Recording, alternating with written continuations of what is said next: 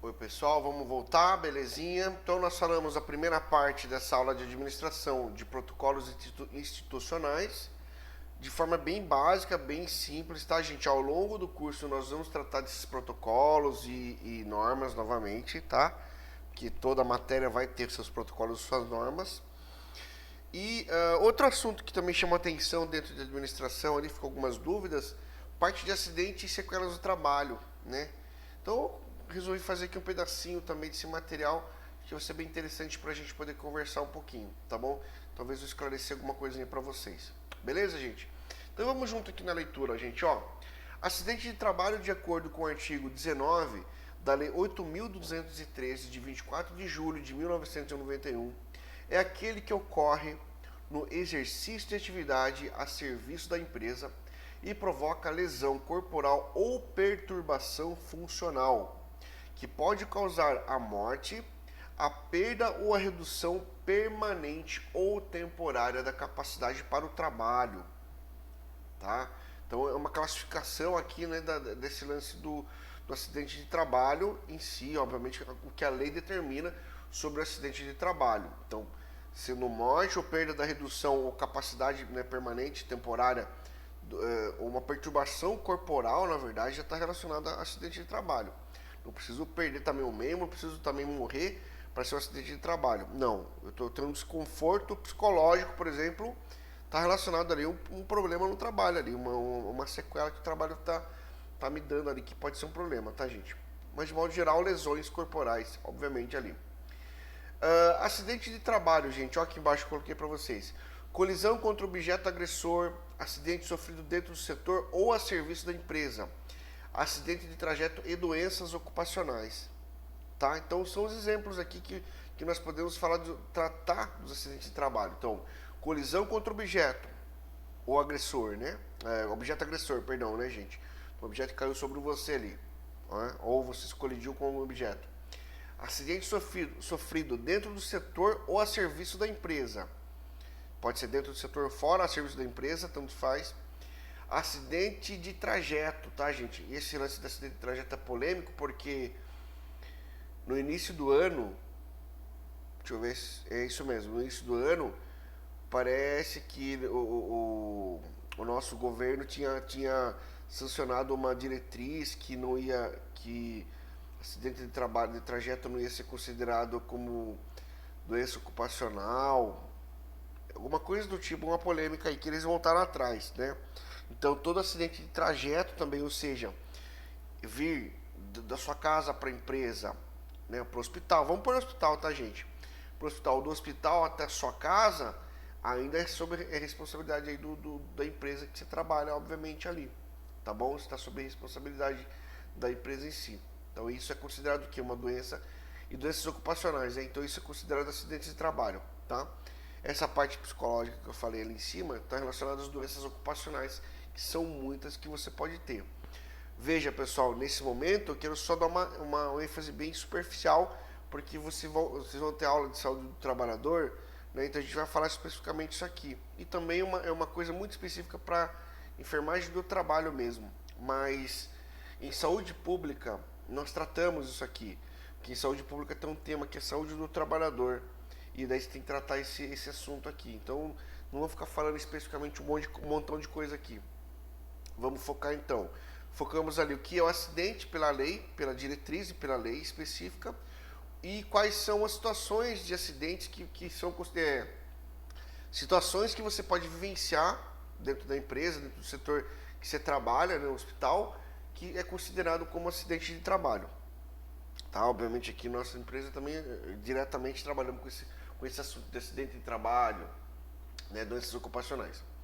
Então observe, gente, as imagens a seguir para a gente poder ter umas conclusões importantes aí. Vamos lá. Então, primeira imagem aqui, gente, olha o que está acontecendo. Queda de escada. Olha que feio, gente. O cara trocando a lâmpada, perdeu o equilíbrio, tal, e caiu. Plum, caiu em cima daquele lixo, daquelas lixeiras, né? Olha, gente, com certeza uma lesão extremamente feia ali. O cara já ficou no chão desfalecido ali, né? Vamos ver uma outra imagem? Outra imagem é o homem atropelado por empilhadeira, gente. Olha aqui, dá uma olhada nessa imagem aí, gente. Vê se eu tenho aqui. Ah, esse aqui não. Ah, esse não é um GIF, gente. Pensei que era um GIF, na verdade, desculpa. Esse aqui não é um GIF, esse é uma gafe, tá?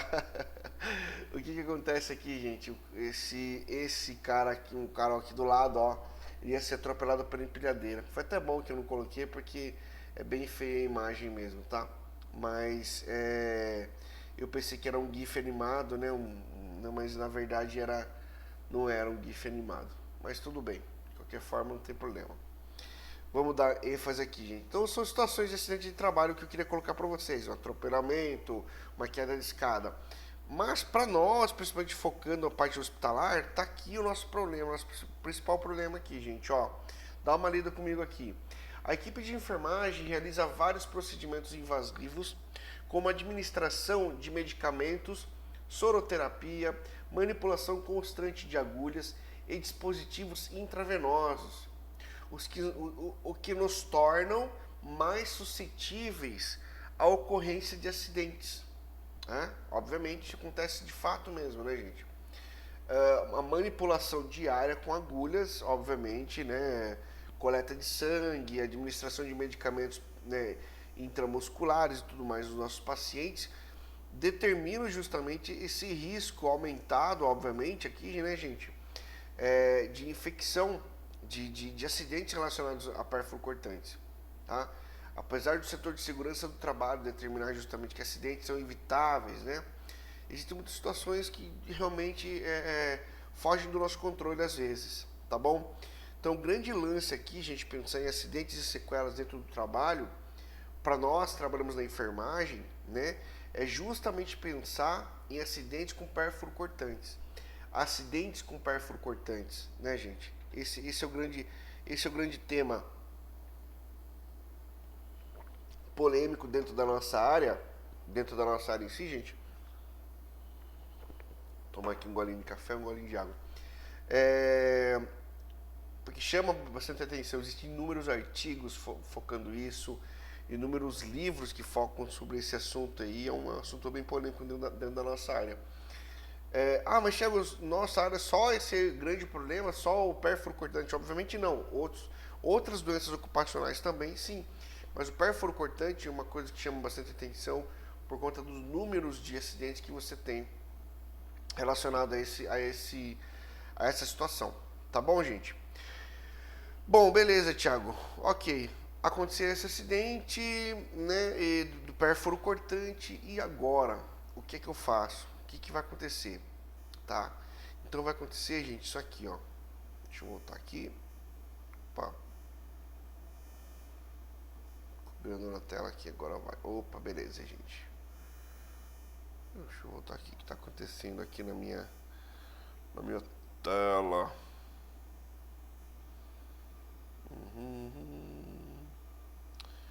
Voltando aqui pra vocês, beleza, gente, muito bem. Então vai acontecer isso aqui, gente, ó.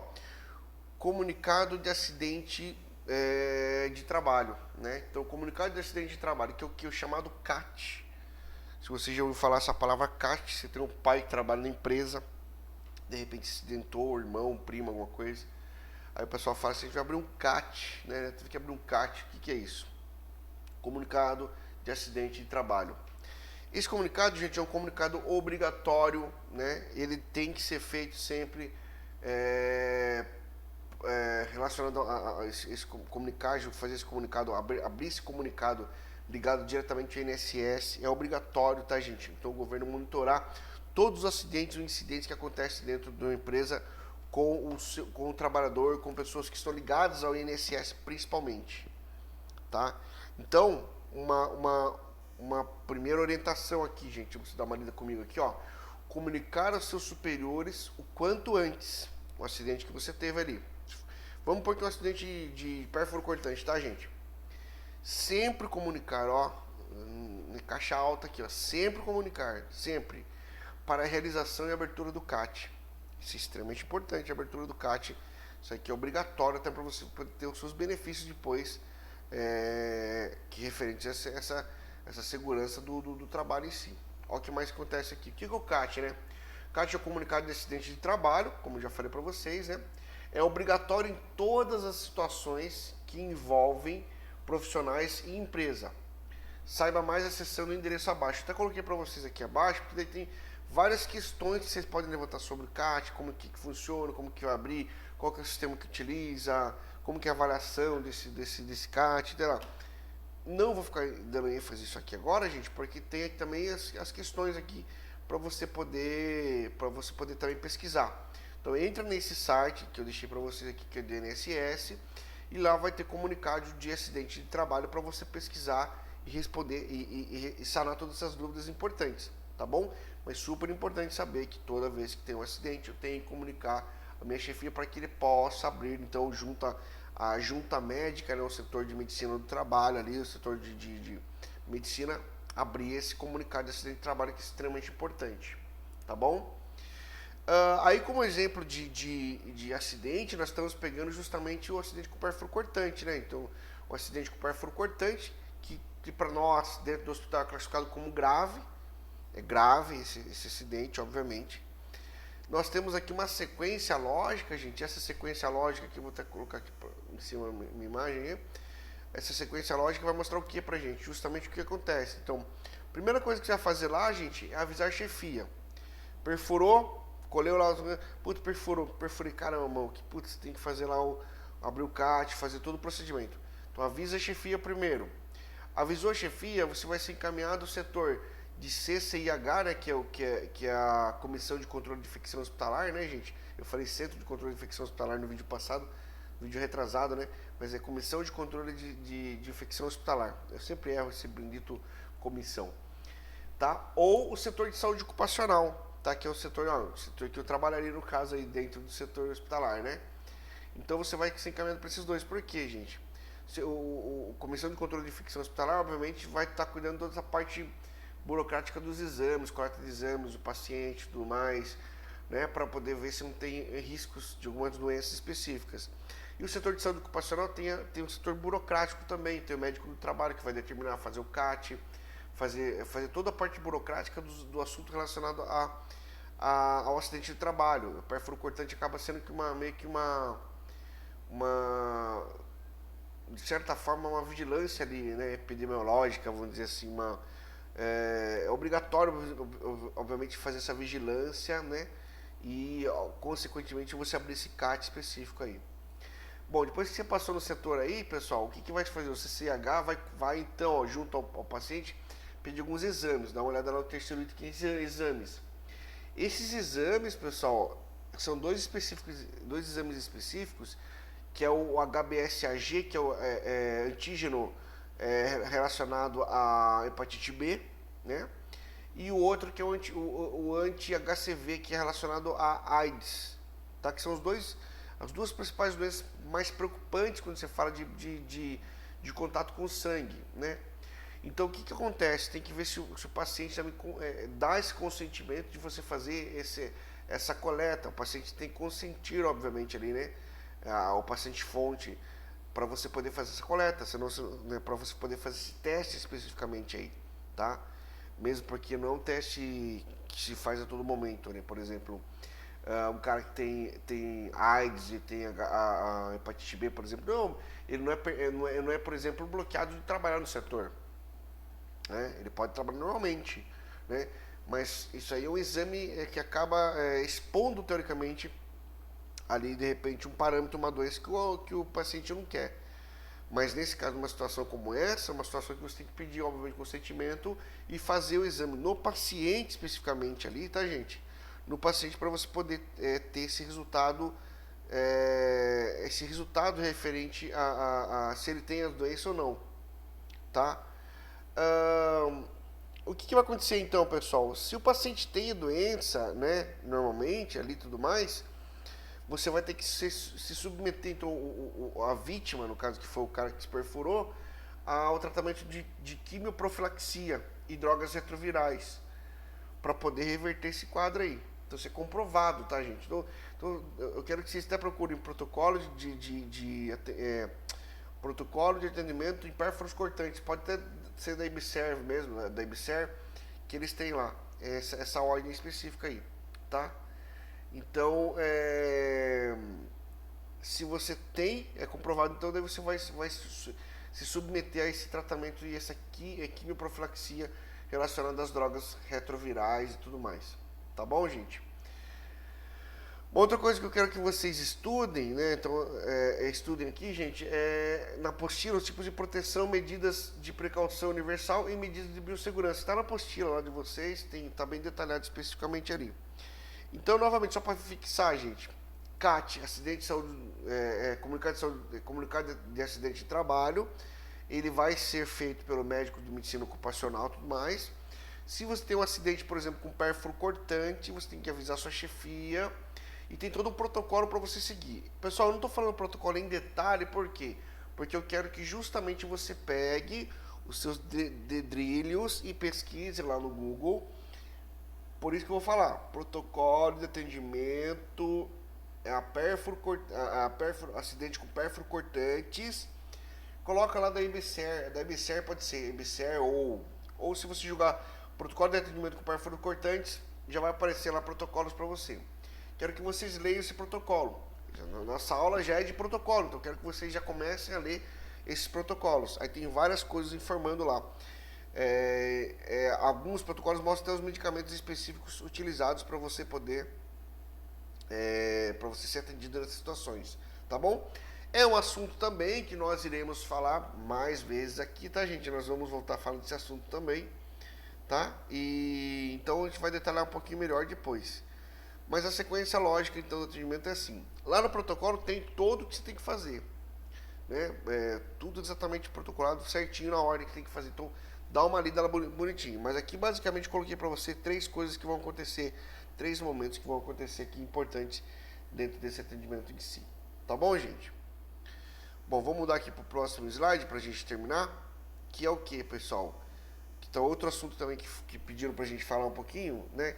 Que é esse lance do lixo hospitalar, né? Como que fica o lixo hospitalar. Então, segregação, acondicionamento e identificação do lixo hospitalar. O que é segregação? Segregar, separar, né, gente? Então, separar por lixos específicos ali, né?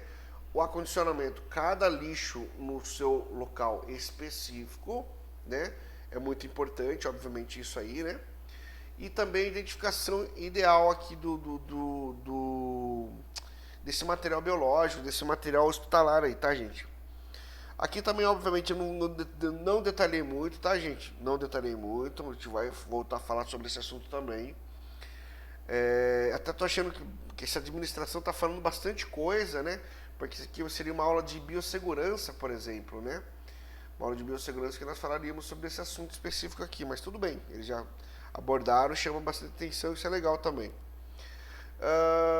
O que acontece é o seguinte, pessoal, que todo lixo hospitalar, obviamente, que você tem dentro do setor hospitalar, ele tem que ser cuidado, ser separado, né? E acondicionado e identificado de forma correta, né? Então você tem as classificações dos lixos A, B, C, D e E para cada tipo de situação, cada tipo de lixo específico ali. Então, por exemplo, se você vê que no item A, o que você vai ter? Você vai ter os lixos que são resíduos potencialmente infectantes, né? Quem são os lixos potencialmente infectantes aqui, pessoal? Devem ser descartados. Os exemplos, na verdade, né, gente? Perdão. Tá lá em cima, lá, gente, ó. Curativos. Você tem o que? Você tem ali. Aqui que tem. Nossa, tá até difícil de ler aqui. Curativos, luvas. Aqui a gente vai entrar também aqui bolsa de colostomia, exatamente, bolsa de colostomia, vai entrar e talvez equipes de solução também que foi utilizado no paciente, né? Que mais que pode entrar ali, gente? Curativo, a gente falou, bandagem que foi utilizada para fazer imobilizações. Então, na verdade, são aqueles materiais que entram em contato com fluidos corpóreos do paciente, vamos dizer assim, né? Curativos, lesões, né, no corpo do paciente. Então são esses materiais que você vai descartar ali, teoricamente, nessa situação. Lixo, aquele lixo branco, né, como está mostrando aqui, ou esse lixo vermelho, especificamente mostrando aí os sacos para você separar, jogar. Então nesses sacos brancos você joga justamente esses lixos que são potencialmente ali infectantes, tá? Então é ali que você deve descartar esses lixos específicos. Então é bastante comum você ter no setor de enfermagem, né? Você ter no setor ali na enfermaria, no caso do posto de enfermagem, na enfermaria em si, ali, né, no posto de enfermagem, esse lixo para você descartar esses lixos específicos aí. O item A é o lixo bastante utilizado para você descartar, obviamente, isso aqui, gente. O que mais que você vai encontrar no posto de enfermagem específico, tá, gente? Vou pular um pouquinho aqui, ó. O item E, dá uma olhada no item E lá, gente, no último item lá. Resíduos perfluorocortantes, tá? Onde você vai descartar os resíduos perfluorocortantes? Justamente nesses coletores específicos que ele está mostrando ali. Esses coletores, essas caixinhas obviamente, amarelas, né, de papelão, que você monta, inclusive tem todo o processo de montagem dessas caixinhas aí. É onde você vai jogar o que? Lâminas, agulhas, né? Principalmente lâminas e agulhas, que você mais vai utilizar, né, no seu dia a dia, tá bom, gente? Mais agulhas ainda, na verdade, né? Porque lâminas especificamente você não vai utilizar bastante, mas principalmente agulhas, mas ele até fala pra gente que a gente pode jogar ali. Agulhas, lâminas, bisturi, né? Lâminas, bisturi, frascos de ampolas, importante, né? De medicamentos. O frasquinho de ampola que você quebrou, obviamente, então ele vai ser um cortante, né, gente? Um pérfuro cortante ali, um cortante no caso, que é vidro. Então você descarta ali também nessa situação, nesse local específico aí, tá bom, gente? Então esses são os dois itens que você mais vai encontrar, obviamente. Põe o algodão, Thiago, o algodão vai junto ali naquela caixinha? Não, gente, o algodão que você utiliza para fazer uma antisepsia, para fazer uma limpeza, né, do local antes de fazer a punção, por exemplo, tem que ir no lixo branco aqui, ó, nesse lixo branco. Se encher aquilo lá de algodão é meio complicado. Até mesmo a seringa com material biológico, a gente acaba jogando lá dentro, no pérfuro cortante, né? Mas poderia ser aqui, né, desses resíduos parcialmente infectantes. Mas você acaba colocando lá e eles acabam aceitando numa boa, teoricamente, isso aí, tá, gente? Alguns outros itens são importantes. O item D também, gente, o item D são resíduos comuns, tá? Então, lixo comum, o que você vai ter? Fraldas, frascos e garrafas, né, vazias no caso ali, copos, papel toalha, né, copos não descartáveis específicos, plásticos, porque daí você também tem o setor, tem a separação dos plásticos específicos, né? Mas são lixos comuns, resíduos comuns ali, né? Acho que algum tipo de marmita, algum tipo de situação você pode jogar aqui nesse lixo, que é o lixo preto específico ali. Aí tem dois grupos importantes aqui, pessoal, que é o grupo dos resíduos químicos e resíduos radioativos. Resíduos radioativos, que é o item C, está mais relacionado ao setor de radioterapia, né, de raio-x, tá? Que são setores específicos que vão trabalhar cobalto, com lítio específico ali, que estão relacionados àquelas máquinas específicas de raio-x. Tá? Eu também não sei muito bem como funciona esse procedimento, que é o setor mais específico, aquele setor de raio-x, que vai trabalhar com isso aí. Eu sei que o material, obviamente, para você fazer o descarte, são caixas blindadas, né? São essas caixas blindadas específicas para transportar material com radiação. Então é um negócio um pouquinho bem mais sério, na verdade, né? E o item B, que são relacionados aos produtos químicos, né? Alguns fixadores, niveladores, algumas estruturas do tipo. Produtos químicos que são injetados no corpo para poder fazer alguns exames de imagem, por exemplo, né? Então você deve colocar em galões específicos, containers específicos que estão mostrando aqui pra gente na imagem, tá, gente? O que eu digo para vocês, obviamente, quem faz essa parte de segregação, né? Existe um setor específico para fazer essa parte de segregação. Às vezes, pessoal, equipes especializadas externas para recolher isso aqui. O que a gente faz dentro do setor hospitalar é utilizar muito o item A, o item D e o item E, né? Que é o setor que a gente trabalha bastante. Outros setores vão utilizar, obviamente, esses outros itens, mas existem equipes especializadas para fazer essa separação, né? Essa segregação desse material específico aí. Tá bom, gente? Muito legal, dá uma lida aqui, ó, leia sobre o plano de gerenciamento de resíduos do serviço de saúde, tá? Até coloquei aqui a sigla específica PGRSS, Plano de Gerenciamento de Resíduos e Serviços de Saúde. Vocês vão ver que é um manualzinho um pouco grande ali, extenso, tá, gente? A Anvisa também tem um manual de resíduos em serviço de saúde, bem interessante você dar uma lida também, tá, gente? Tem muita informação, obviamente, aqui é uma coisa bem mais sintetizada, bem mais resumida, né? Só para terminar, para vocês terem uma ideia, quando eu falo quando a gente fala aqui desses lixos, né? Então a gente está aqui no posto de enfermagem aqui do ambulatório. Então ali nós temos ali o Descarpac, ó, o Descarpaczinho ali, justamente onde a gente vai descartar os perfluorocortantes. E nós temos ali embaixo, ó, gente, quem está ali embaixo, ó, o lixo, ó, hospitalar, né? Tá dando para ver lixo hospitalar, que é esse lixo branco aqui, né? É onde a gente descarta justamente os itens parcialmente contaminados, que a gente fala. Ó, e novamente o que eu falei, né? O saco preto, ó, o saco preto. Saco preto para a gente descartar os lixos comuns aí. Por isso que eu falei que a gente vai utilizar dentro do setor que a gente trabalha, mais o item A, o item D e o item E. Obviamente o B e o C é muito específico de setores especializados aí. Tá bom, pessoal? Eu acho que ficou bem esclarecido, ou pelo menos basicamente esclarecido aí, tá, gente? Peço que vocês leiam, vou dando essas dicas para vocês importantes, para vocês verem esses protocolos. Por exemplo, esse aqui, que é para você ler aqui embaixo, né, que é esse manual, né, já é um exemplo dos manuais que você tem que ler para você poder trabalhar especificamente. Então tem manual para tudo. Tem protocolo para tudo, manual para tudo, a gente tem que estudar todos eles, pelo menos superficialmente, ou pelo menos coisas mais básicas, tá, gente? Não vai ler todo o manual, porque tem manuais aí que tem 300, 500 páginas, é muita coisa, tá, gente? Mas sempre bom estar atento aí. Valeu, pessoal, um abraço, precisar, tamo junto aí, vamos estudando que a caminhada é longa. Um abraço, fiquem com Deus, pessoal. Tchau, tchau.